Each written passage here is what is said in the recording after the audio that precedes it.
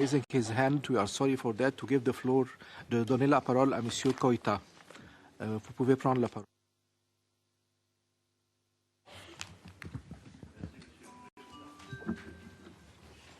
C'est une question complémentaire que je souhaite poser à la délégation de Thaïlande.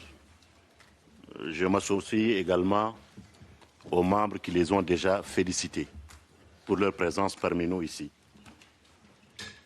Ma question est relative au taux de surpeuplement carcéral qui reste élevé et rendrait impossible de faire la distinction entre prévenus et condamnés.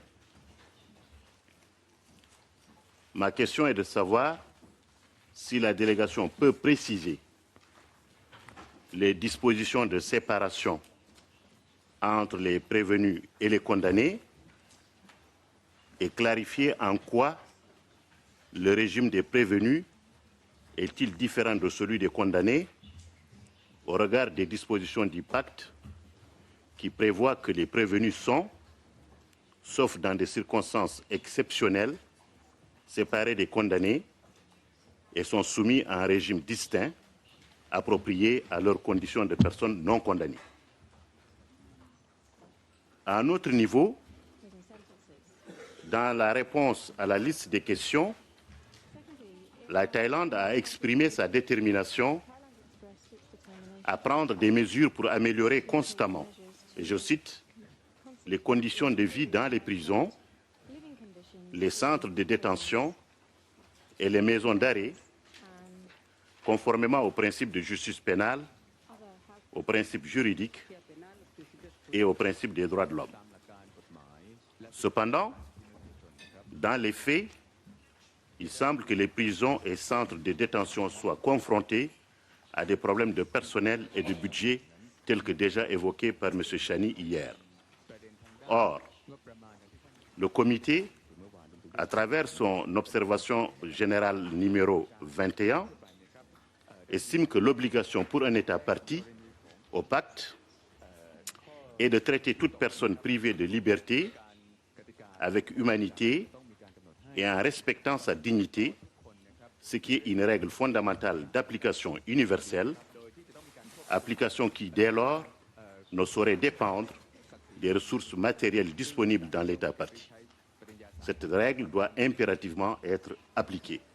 Ma question est de savoir, est-ce que la Thaïlande est-elle en accord avec cette interprétation de l'article 10 du pacte et serait-elle le cas échéant à mesure de l'appliquer à la population carcérale du pays, suivant quel calendrier, suivant quel processus budgétaire, en lien avec une éventuelle mise en œuvre rapide de politiques et de programmes de mesures alternatives. Je vous remercie, Monsieur le Président. And now I give the floor to the Permanent Secretary of the Ministry of Justice of Thailand. Thank you, Mr. Chairperson. So I would like to invite a representative from Ministry of Justice to give the answers first. Thank you very much. Before answering the follow-up questions, please allow me to update information for case related to Mr. Somchai Nilapayjit and Mr. Polaji Rakjongjalern. At present, Ministry of Justice is considering of resubmitting both cases to a special case committee of the Department of Special Investigation so that the case can be closely and continually monitored. For the question regarding the status of the draft act on torture, enforced disappearance, optional protocol on the CAT, and also the prison overcrowding, I will pass the floor to my boss, Director General of Rights and Liberty Protection Department.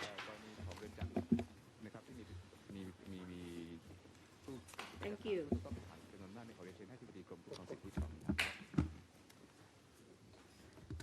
Mr. Chairperson, distinguished member of the Human Rights Committee, I am Pitikan Sitidet, Director General of the Department of Rights and Liberty Protection of the Ministry of Justice.